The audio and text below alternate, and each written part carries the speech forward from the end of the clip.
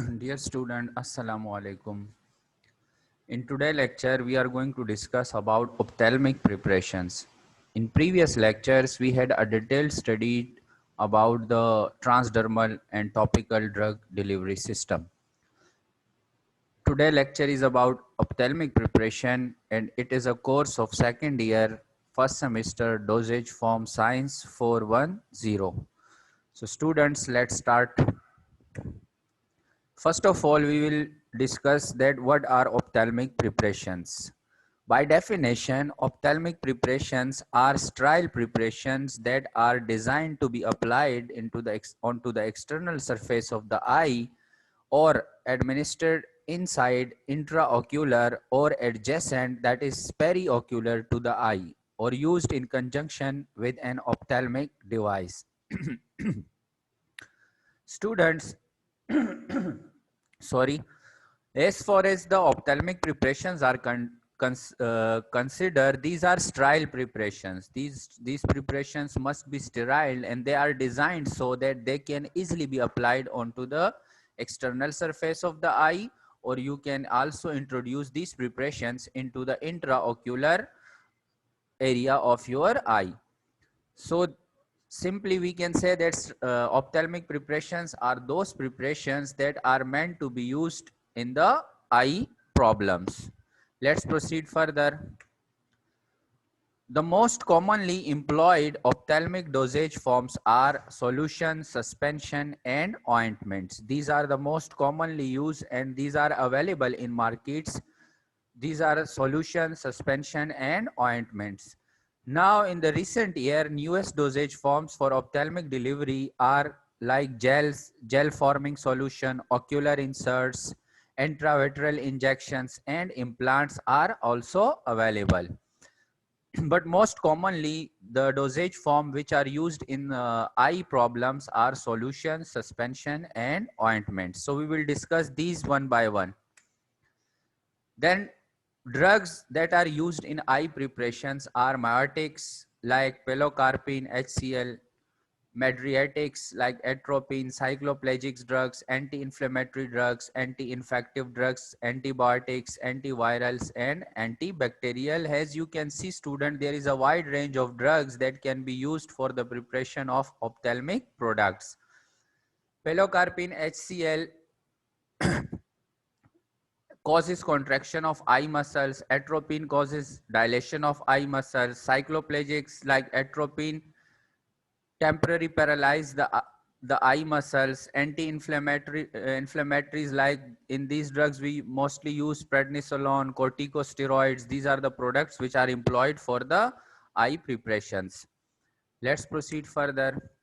Now students, in this slide we are going to discuss about the ocular absorption, that what are the factors that are necessary for the absorption of drugs from the eye or from your ocular preparation. Factors affecting drug availability. As students, we know that there is a rapid solution drainage by gravity or induced lacrimation like blinking reflex and normal tear turnover. These are the factors that may affect the availability of drug in, in your eye. Students, simply an eye that does not blink can accommodate a maximum of about 30 microliter of fluid. But when blinked, then eye can retain only about 10 microliter. So you can see that there is a major hindrance for the drug to reach the area where it will produces its effect, and these are the factors that create barrier for the drug to pass through the ocular route. What are these factors, students? That is, there is a rapid solution drainage by gravity, induced lacrimation, blinking reflex, and normal tear turnover. These are the factors that affect the availability of drugs in ocular preparations. Now students, what is ocular absorption? How drug absorbs from the eye? So there are few factors that need to be considered while we are going to discuss ophthalmic preparations. That is low corneal permeability. So cornea is There is low permeability of cornea for the drug and it acts as a lipid barrier. Then transport of hydrophilic and macromolecular drugs occurs through scleral route. Scleral route. Sclera is an area of the eye through which drug absorb. So low corneal permeability, then scleral route, then lipophilic agents of low molecular weight follow transcorneal transport by passive diffusion and obey Fick's law of diffusion. So students, you will have to find out that what is Fick's law. Fick's law you need to be study because this is the law of diffusion and we use, and this law applies in most of the, for most of the dosage form through different routes of administration. For ocular absorption, the drug also follow the Fick's law. Now let's proceed further. There are formulation requirements. Student, in these slides, we are going to discuss that what are the formulation requirements or what will be the characteristics of formulation that are meant for the ocular preparation. There are few things that need to be considered, like the ocular formulation must be free from foreign particles, like fibers and filaments. For this purpose, special bacterial filters are used for the clarification of the particles, such as membrane filters and sintered glass filters. These are the filters that are used for the filtration of ocular preparation in order to prevent any type of foreign particles or contaminants in the formulation. Next important thing for formulation is viscosity of the formulation. In order to prolong the contact time of drug, thickening agents like polyvinyl alcohol 1 to 4%, polyethylene glycol, methyl cellulose, carboxymethyl cellulose are used. These are used as a thickening agent, or you can say that viscosity enhancing agent, so that the drug has proper viscosity and it will facilitate prolonged contact time, and then it will ultimately facilitate the absorption of drug from the ocular preparation. The thickening agents used should be easy to filter, sterilize, and compatible with other ingredients. Students' care must be taken because it may cause irritation of the eyes if you are going to use an ingredient in your formulation that do not suit the compatibility, or if there is no compatibility of the system and the drug. So these thickening agents are approved for the enhancing of viscosity of ocular preparations, and these are polyvinyl alcohol, polyethylene glycol, methyl cellulose, carboxymethyl cellulose. These are the most frequently used viscosity enhancing agents in ocular formulations. Next important thing is regarding formulation is tonicity. Tonicity is very important for ophthalmic products, and it should be isotonic to the lacrimal fluid in order to avoid discomfort and irritation. Eye can tolerate a range of tonicity from 0.5 to 2%. Sodium chloride 1.9%, boric acid and buffers like sodium acid phosphate, monobasic and dibasic are used as a tonicity modifier. Next important thing for the formulation of ophthalmic preparations are requirement of pH. Important parameter for the drug, its therapeutic activity, solubility, stability, and comfort. These are the things that depends on the pH of the formulation. What are the things like? Its therapeutic activity, the solubility of drug, its stability, and comfort to the eye of the patient. The pH of tear is 7.4 and can tolerate solution having wide range of pH provided that they are not strongly buffered. Alkaloid solutions are stable at pH 2 to 3, but this pH is irritant to the eye and they get precipitated at pH above 7, therefore have several formulation problems. Simple is that, student, you will have to take care of the pH of your formulation. If the pH will not suitable, then you will face certain problem, like if the drug is not soluble properly, it will not absorb. If there is a stability problem, then the drug may degrade into components that might not produce any therapeutic effect and even can worsen the condition of your eye.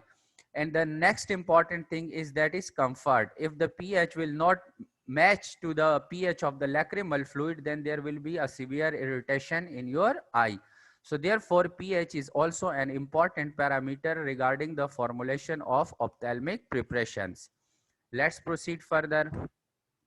The next and most important thing while you are going to formulate ophthalmic preparation is the sterility of the preparation. By sterility, we means that there is a complete absence of any viable or non-viable things in your formulations.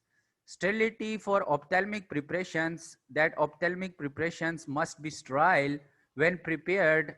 Pseudomonas aeruginosa, a very common gram-negative bacteria present in ophthalmic preparations, can cause serious infection of cornea and complete loss of vision within 24 hours. Therefore, student sterility is most important for the ophthalmic preparations. Multi-dose container must have preservative for sterility. The ocular products are generally sterilized by autoclaving, filtration through bacteria-proof filter, and by the addition of bactericide at low temperature. Preservative used are benzalkonium chloride, chlorobutanol, phenyl mercuric acetate, and nitrite. These are the preservatives that are used in the ophthalmic preparation for multi-dose containers. Multi-dose container means that the same container is using again and again by a patient for the administration of the drug. Therefore, sterility of the ophthalmic preparation is important, and the method which is used for the sterility of the ophthalmic preparations, the most widely used method in industrial practice is autoclaving. Autoclaving is used, and there are also membrane filters, those substances or those ingredients in our formulations that are heat sensitive or liable, then they cannot be autoclaved, so they are then filtered through bacterial filters so that they can be sterilized. So these are the methods which are used for the sterilization of the formulation that are used for ophthalmic preparations. Let's proceed further. Next important parameter is the surface activity. Vehicles used in eye preparation must have good wetting ability to penetrate cornea and other tissue. Certain surfactants and wetting agents are added to ocular preparation like benzalkonium chloride and polysorbate 20 and 80. These are most commonly used as a surface active agent or wetting agent because they will spread the solution throughout your cornea and will facilitate the absorption of drug from the cornea. So these are the formulation factors that need to be considered while formulating ophthalmic preparations. The first and the most important dosage form regarding ophthalmic preparations are eye drops, and these are most commonly used. These are what are eye drops? These are sterile solutions, maybe suspensions or emulsions intended for ocular application or installation in the eye. Eye drops, in drops form, the drug may be in the form of solution, suspension, or emulsions, and they are intended for the ocular application or installation in the eye. Solutions are manufactured by dissolving active pharmaceutical ingredient, which is abbreviated as API, and excipients in small portion of water, and then the solution is sterilized. If the drug is not sufficiently soluble, then it can be formulated as suspension. As students, we have covered in our dosage form science different dosage forms like what are suspensions, solutions, emulsions. We have studied all these things. So eye drops may be available in one of these forms. If a drug, if the active component is not sufficiently soluble, then it can be formulated as a suspension. Topical emulsions or oil in water system with suitable emulsifying agents are also used in preparation of eye drops. The method for the administration of eye preparations or eye drugs are: pull down the eyelid, tilt head backward, place the dropper in the pouch under the eyelid, which is also called cul-de-sac, and then apply pressure on the plastic bottle and allow the drop to fall into the cul-de-sac of the eye. Cul-de-sac means student's cavity of the eye. So this is the method for the application or administration of eye drops. Now let's proceed further. Packing of eye drops. Eye drops, as you have seen that these are available in plastic dropper bottles. Dispensing cap is made up of harder resin than the bottle, that is low density polyethylene resin, LDPE. The cap is made up of LDPE and it is slightly harder than the rest of the bottle.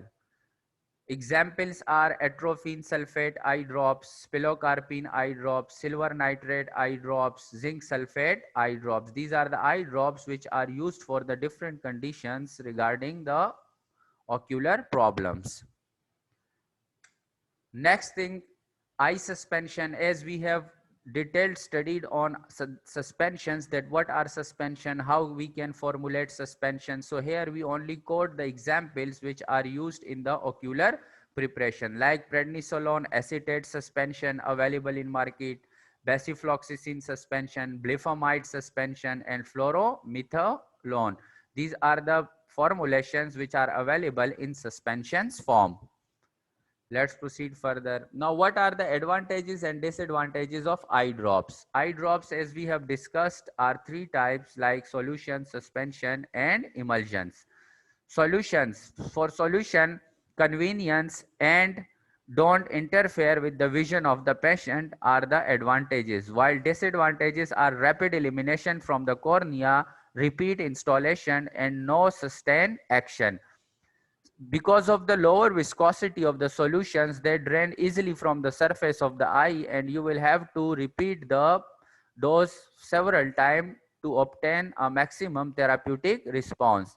And what are the benefits? That is, convenience means easy for the patient and don't interfere with the vision. After installation of the eye drop, if the eye drop is in the solution form, then there will be no blurred vision or anything else like that. So clear vision will be produced.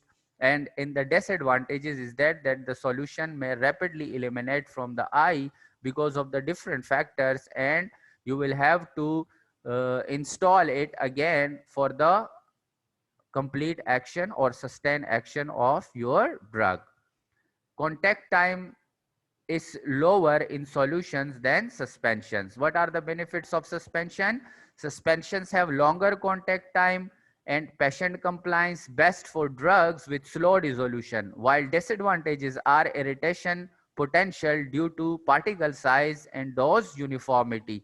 So suspension may cause irritation because we know that by definition suspensions are those solutions in which the solute particles are not completely dissolved.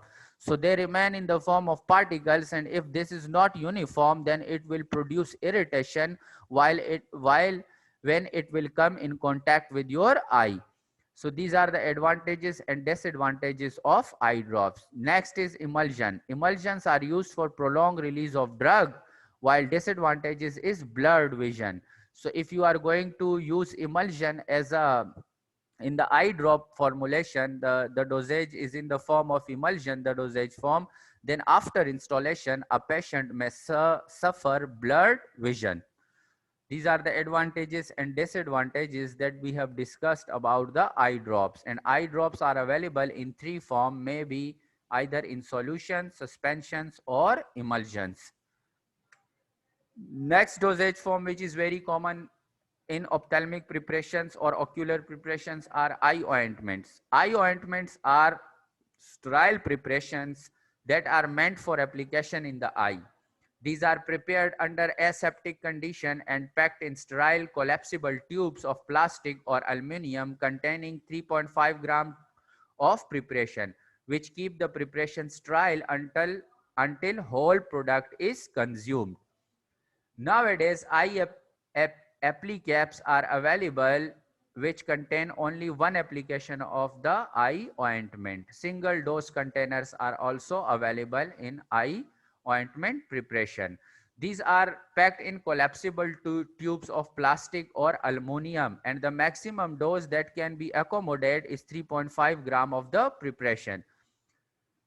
Nowadays, single dose containers for eye applications are also available, and they are called as applicaps, which contains only a single dose of the ointment. The tubes of ointment, which are sterilized before being aseptically filled, are fitted with narrow gauge tips which permit extrusion and placement of the narrow bands of ointment on the inner margin of the eyelid, the usual site of application of the eye ointment. Now, formulation of eye ointment. How can we formulate an eye ointment?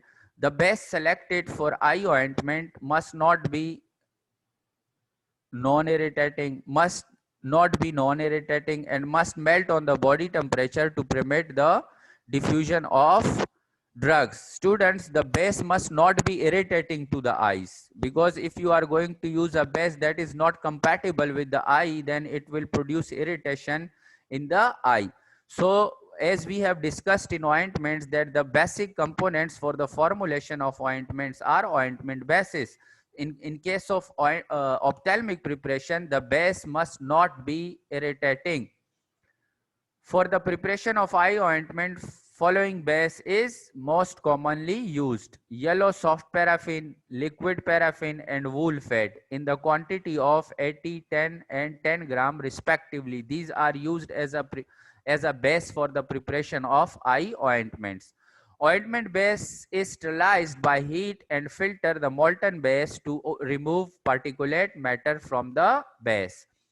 The molten base is kept in molten form in steam jacketed tank, and excipients are added, and in the last, the entire ointment may be passed through previously sterilized colloid mill.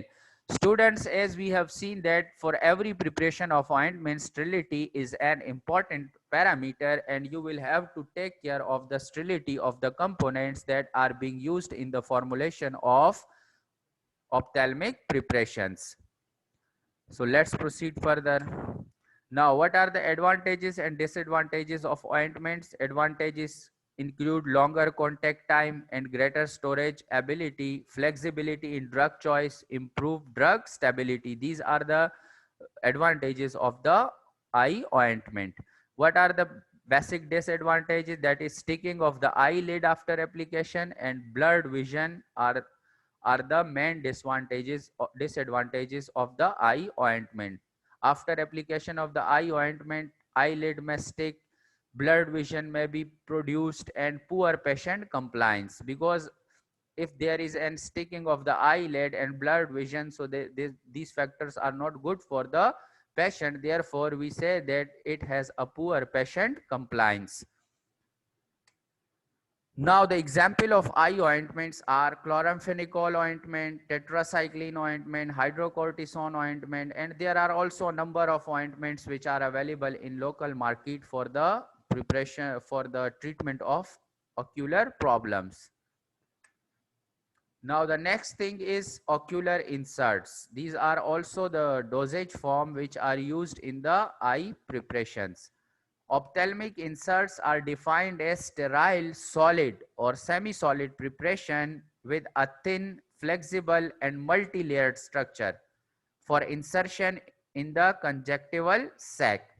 This is the diagram of the ocular insert. As we have seen that these are sterile, solid or semi-solid preparation with a thin, flexible and multi-layered structure. As you can see that there are multi-layered in the structure of the ocular insert, and these are meant for the insertion into the conjunctival sac of the eye. This gray color there, this is a drug reservoir, and these are the rings surround the reservoir. So after insertion of this ocular insert, the drug is released from this solid or semi-solid insert and then produce its therapeutic effect. What are the advantages of ocular inserts? Increasing contact time and improving bioavailability, providing a prolonged drug release and thus a better efficacy, reduction of adverse effects, reduction of dosing frequency. These are the advantages of ocular insert, that is increased contact time and improved bioavailability, providing prolonged drug release and thus a better efficacy, reduction of adverse effects, and reduction of dosing frequency. By reduction of dosing frequency, we mean that you will not have to apply the drug again and again in your eye or install the drug into your eye. These are the advantages of ocular inserts. Ocular insert, students, are of two types. That is, insoluble insert is a multi-layered structure consisting of a drug-containing core surrounded on each side by a layer of copolymer membrane through which the drug diffuses at a constant rate. The rate of drug diffusion is controlled by the polymer composition, the membrane thickness, and the solubility of the drug. These are the insoluble insert. Means if you apply these inserts, they do not get solubilized, but from the polymer, the drug is released at a constant rate. Examples of insoluble ocular inserts are OcuCert, Pilot 20 and 40 ocular system, designed to be placed in the inferior cul-de-sac between the sclera and the eyelid, and to release pilocarpine continuously at a steady rate for 7 days for the treatment of glaucoma. Glaucoma is a disease in which there is an increased intraocular pressure. So for the glaucoma, we use these ocular inserts. Let's proceed further. Second types is soluble inserts. Ocular soluble inserts. They consist of monolithic polymeric device that at the end of their release, the device dissolve or erode. Means the whole device get dissolved in your eye. Types based on natural polymer, like in soluble inserts, you can use collagen. Based on synthetic or semi-synthetic polymers like cellulose can be used, and derivatives like hydroxypropyl cellulose, methyl cellulose, or polyvinyl alcohol, ethylene, or vinyl acetate copolymers. These derivatives can also be used in the design of soluble ocular inserts.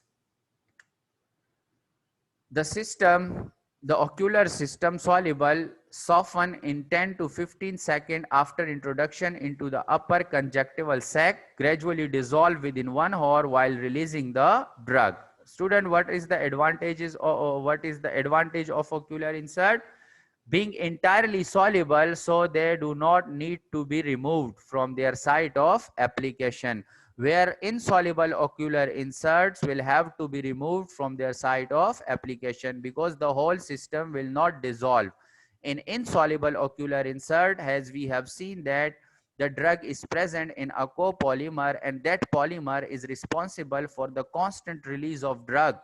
While in soluble ocular inserts, the whole system get dissolved, so there is no need for the removal of OcuCert from your eye.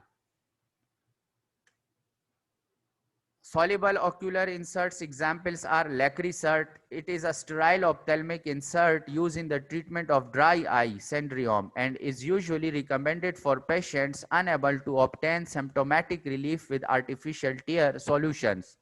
The insert is composed of 5 mg of hydroxypropyl cellulose in a rod shape from about 1.27 millimeter in diameter and by about 3.5 millimeter long. So these are the dimensions of the Lacrycert, which is used for the treatment of eye syndrome.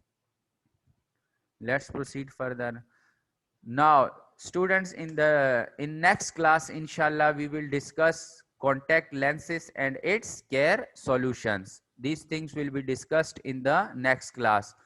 For today lecture, we have covered ocular formulations and different aspects of the ocular formulation, like formulation requirements, and then we have discussed the dosage form, like solutions, suspensions, and ointments, emulsions, and OcuCert. In the next class, students, inshallah, we will study about the contact lenses and its care solution.